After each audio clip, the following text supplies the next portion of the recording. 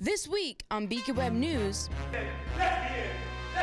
we visit Venable Theater to watch the performance of Cloud9, get educated about the new MCLA Pittsfield location, and we introduce our newest segment, Weekly Weary Entertainment, featuring Robert Weary.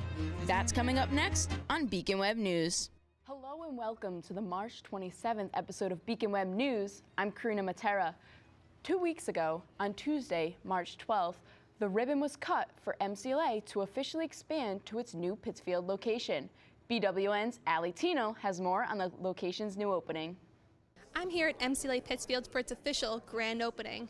After expansive renovations, the campus is eager to open its doors for students looking to continue their education. MCLA Pittsfield, an offshoot off the North Adams campus, specializes in its degree completion program. Before the grand opening could take place, however, expansive renovations saw a complete remodeling. There were a lot of sledgehammers. We knocked down a lot of walls, including this space right here. This used to be a little conference room, and now it projects out into a much larger room. We did that with a few rooms, so we really had we pulled down some walls to make this happen. James Burge, who serves as the president for both MCLA and MCLA Pittsfield, commented on how he sees the two campuses bridging together. There will be classes offered here in the summers, so for students who are in kind of Center County or South County, instead of coming up to take classes on campus in North Adams, they could certainly come here. This is going to give us an opportunity for adult learning populations that maybe can't get to North Adams, and so we can offer programs down here that we would offer up there. So I think it opens up a spectrum of opportunity. Tom Bernard, the mayor of North Adams, was excited over the prospects this new location allows for those in the area. It's a continuation of something that MCLA has done really well for a number of years, which is to have a presence and to provide an accessible space in Pittsfield for students who want to continue their education. Deb Foss, a psychology professor who has taught at both locations, explains the major difference for the students at MCLA Pittsfield. Most of these students are people who have had a wealth of experience and, as Michael said, have had professional jobs and are now looking to increase their credentials. The experiential knowledge that people bring to bear in discussions and their writings is different when you're talking about working with people who have had careers, families, and are now returning to school after some number of years away. With renovations spanning several months, those in attendance shared why they were eager to see MCLA Pittsfield receive some TLC. I just had a chance to walk around and see what they've got on offer, and it's really exciting. I think it'll be something that resonates with the students. It'll be a place that the faculty enjoy teaching, and then you've got the ability to be part of downtown Pittsfield, which is just a really exciting place right now. We're here to serve. We're here to create educational opportunities for people who would like to move on and earn bachelor's degrees and more. I've taught in every imaginable setting in this city before we had our own place to call our own. It's a whole different game when it's your space and we can stay here when we want, we can be here on weekends. It gives us a much more stability. Complete, compete, and continue. So they're able to, continue their education. They're able to complete their degree, and then they're able to compete for opportunities. Classes are up and running in the new space, and MCLA has further expanded its reach. For Beacon Web News, I'm Ali Tino. For many North Adams residents, one harbinger of spring is when Pigeon's Dairy Barn opens its doors, and that day has come. Located on Curran Highway, Pigeon's is open daily from 11 a.m. to 7:30 p.m. Pigeon's has good fast food standbys like French fries, hamburgers, milkshakes, and ice cream.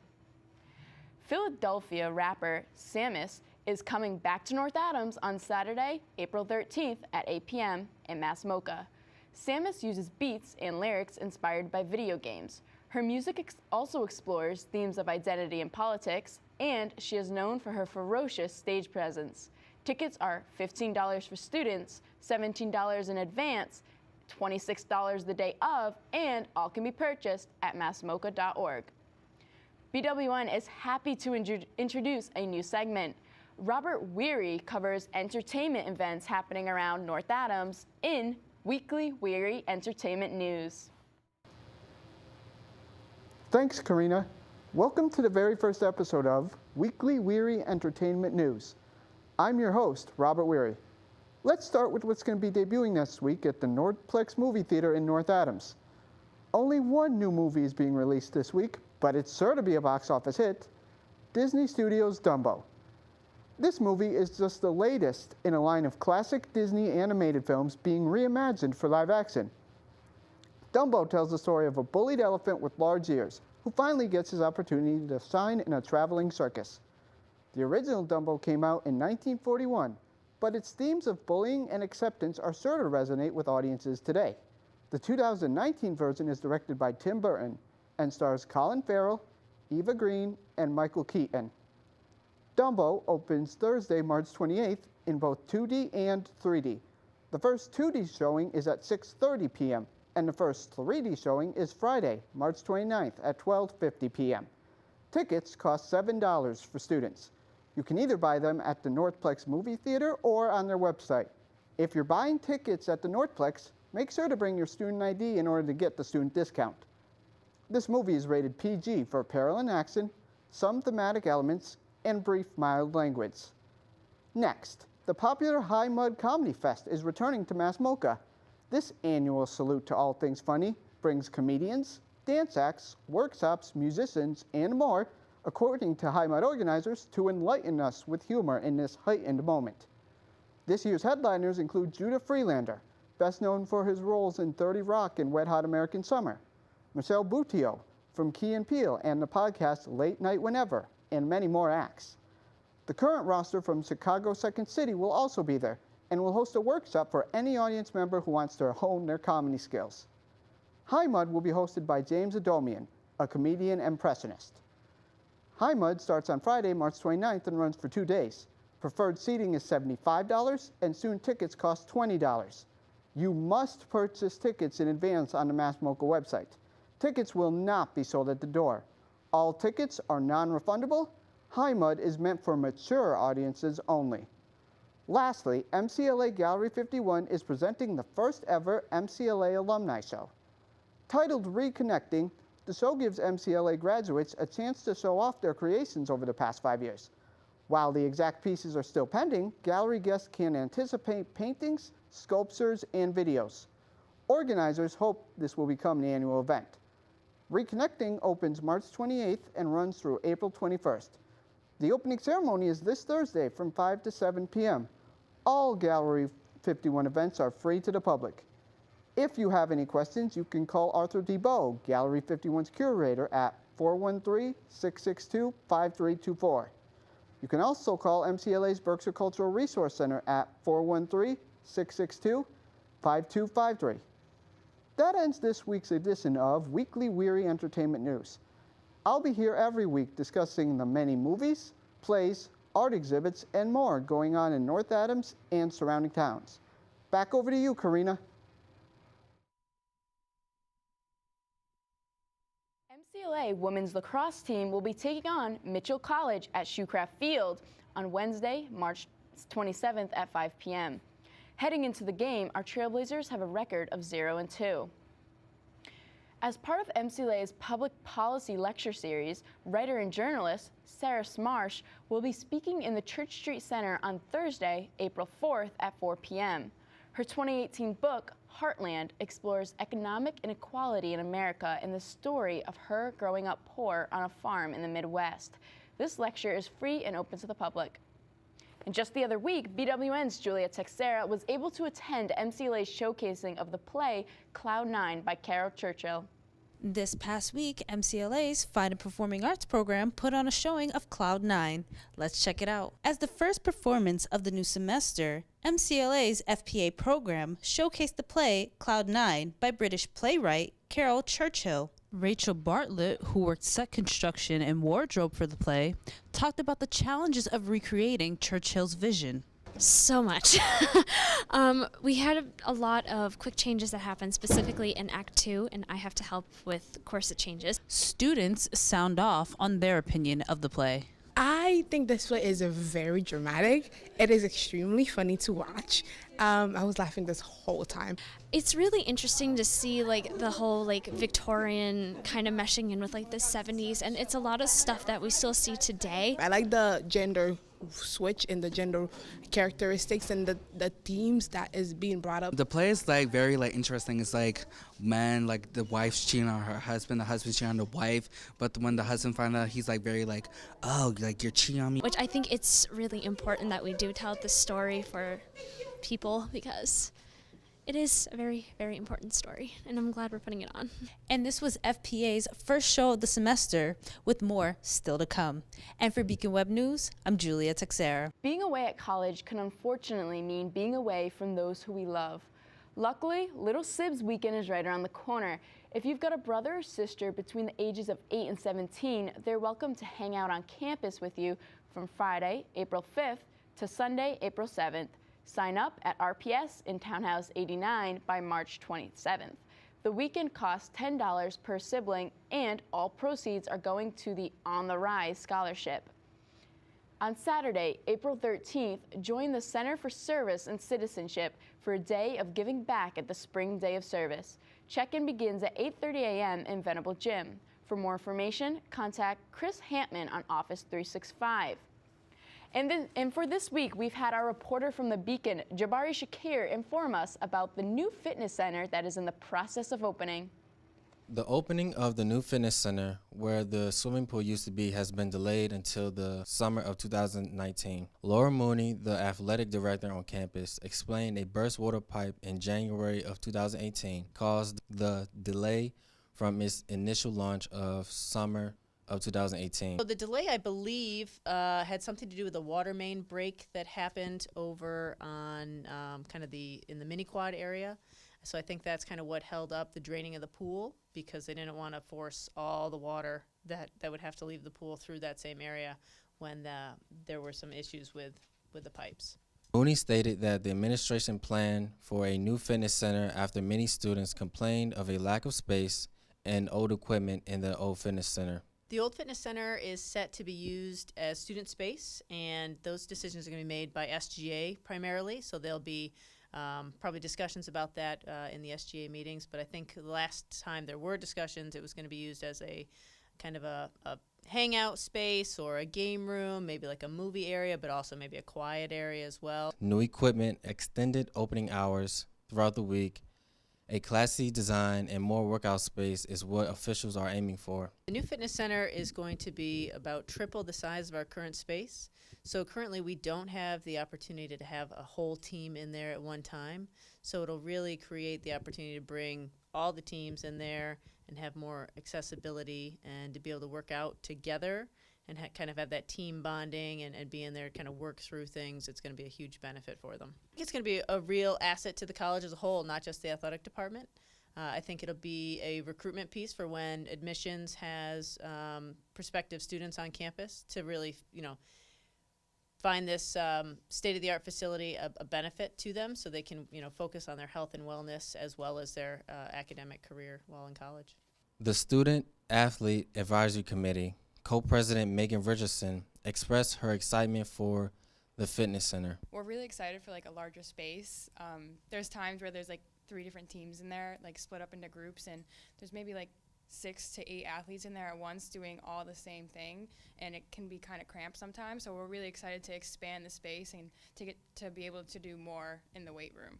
Julia Parker, Secretary of the Advisory Board, explain how students will benefit from the fitness center. I think we're going to see a lot more variety in our workouts, and we're going to be able to fit a lot more people in there, especially where spacing is such a cramped issue. The fitness center plans to open in the summer of 2019. Campus officials hope that the center will attract more athletes and to keep all students healthier. For Beacon Web News, I'm Jabari Shakir. In need of space to get the creative process going? Visit the Ashland Street Project Space located at 50 Ashland Street. The project space is a community flex space for workshops, performances, meetings, and gatherings. For more information, visit facebook.com/ASPSNAMA. And the Berkshire Mall has been indefinitely closed since Thursday, March 21st, following several power outages over the past week. Target and Regal Cinemas remain open, but Target is currently struggling with a separate water problem. The mall has been struggling to keep businesses over the past few years and has temporarily closed 3 separate times over the past year. And on this week's edition of Take Note, Andrew Belargin suggests new possible uses for the Mohawk Theater.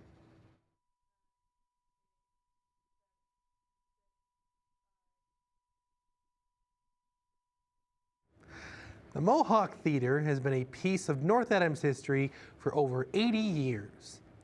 It was once a downtown anchor, the place people went to see movies, especially for its famous Saturday afternoon matinees. Now, it sits as absolutely a shell of its former self. Many who oppose selling the Mohawk Theater to developers see potential for new life for the cherished space. They want it to be a place to host live plays, concerts, recitals, and even become a forum for debates, ceremonies, and other community-based events.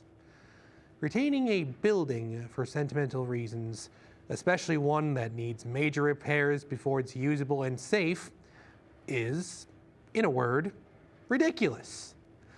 I'm not saying the Mohawk Theater should become a Subway or a McDonald's. That would be downright depressing and blatantly generic. Rather, I suggest we think even further outside of the movie theater box, if you will. Let's face it, there is no way it could ever become a viable theater again, between existing theaters in the area and competition from cable TV and streaming services. There is even competition with another downtown venue as an event space. Why don't we turn the Mohawk Theater into something useful, cost-efficient, and that will attract patrons? I think completely overhauling the building and turning it into a medicinal or recreational marijuana dispensary would be a great idea. Another potential idea is a small coffee shop which either sells recreational marijuana or encourages usage of it within the premises. Alternatively, what about an entertainment venue with a similar approach? Marijuana is legal in this state. It would give the city a unique, attractive niche, and as we've seen from such an idea out in Colorado, it is economically stimulating. Ultimately, the Mohawk Theater is a relic of the past. Why not make it a well-lit beacon of the future?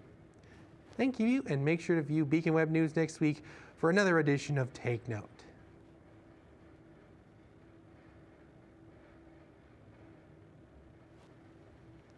The IGE Movie Night series continues on Friday, March 29th. The featured movie, Cloudburst, is about a lesbian couple who escapes from their nursing home to get married in Canada. The movie is a comedy mixed with drama. The event will be hosted in Sullivan Lounge at 7 p.m. Be sure to stop by as pizza and drinks are included. It's happening. The returning student housing paperwork, or HAP, is due on Thursday, March 28th. The paperwork must be signed and turned into the RPS office, Townhouse 89, by 4 p.m. Here at MCLA, we've recently added a new ethnic studies minor. BWN's Andrew Strout has the details about the new opportunity for students. Starting in the fall 2019 semester, American Ethnic Studies will be offered as a minor for the English Communications Department. Developed by Professor Hannah Knoll, the American Ethnic Studies minor will encourage students to draw connections between the history, culture, and experiences of at least 2 ethnic groups within the United States. The minor came around because I looked at comparable curriculums. I realized that the MCLA, having American Ethnic Studies, is really unique in our Cope-Black region. There seemed to be a lot of excitement in students to have this type of interdisciplinary and multidisciplinary curriculum. The only required course for the new minor is English 207, Introduction to American Ethnic Studies, as well as 3 cross-cultural courses and 2 upper-level comparative ethnic studies courses. Many of the electives for this minor are courses that can be double-dipped alongside other English communications requirements. What it is we have an introductory class to the discipline, which Dr. Knoll teaches, and then all the classes that are going to be built around it are going to be very similar in touching all kinds of disciplines. Senior Carrie Zuttermeister discusses the new minor. It's really incorporating a lot of different majors, like not just history, but like also looking at English and psychology, and a lot of the requirements overlap with other majors. An American Ethnic Studies lecture series was created to introduce students to the new minor. The first lecture was on Thursday, March 14th, with Dr. Joshua Haynes from the University of Southern Mississippi. The lecture focused on theft and violence on the Creek, Georgia border from 1770 to 1796. The next lecture will take place on April 16th at 4 p.m. in Murdoch Room 218, in which Esther Maria Claros Berlioz from Miami University will discuss schooling in artography of Central American Latinx youth in the Rust Belt. For more information, contact Professor Hannah Knoll. For Beacon Web News, I'm Andrew Strout. You can help save a life by donating blood. On Friday, April 5th from 1 to 6 p.m., Red Cross will be set up in Venable Gym. Hosted by the Student Activities Council, you can also save up to 15 minutes and streamline the process by completing a pre-donation screening. To do so, visit redcrossblood.org/rapidpass. The Identity and Gender Equality Resource Center welcomes students to celebrate the transgender community and raise awareness on the discrimination that transgender individuals face every day. The event will be hosted on March 29th in the Marketplace for Trans Visibility Day from 11 a.m. to 2 p.m. For more information, contact the center on Instagram or Facebook at MCLA IGE. And it's about that time for our bi-weekly City Council report. We have a special guest, Jake Vitale from the Beacon, here in the studio to fill us in on last night's meeting. On Tuesday night, the North Adams City Council voted to refer a discussion on the Mohawk Theater back to the city's Community Development Committee. Councilor Benjamin Lamb said that the City Council considered the option of changing the process of issuing a request for proposals so that there could be more checks and balances throughout the process. A date was not announced for when the committee would meet, but the Mohawk Theater will return to the council's agenda for the April 23rd meeting. As mentioned in several meetings last year by Councilor Rebecca Cohen, there is still a need for healthy food options in the city's West End. With Cohen absent for the meeting and being the most knowledgeable on the subject, Councilor Lamb suggested a motion to have further discussion postponed. Councilor Wayne Wilkinson mentioned that a new gas station is in the process of arriving in the West End to help supply those options. The motion to postpone was unanimous. Also mentioned, Councilor Jason LaForest talked about the Traffic Commission's failure to put the Brickyard Court crosswalk onto their agenda. Councilor Eric Buddington said that there is a clear communication problem getting things from City Council to the Traffic Commission. Councilor LaForest suggested sending this back to the Commission. The decision to return from the Traffic Commission back to the Council on April 23rd was unanimous.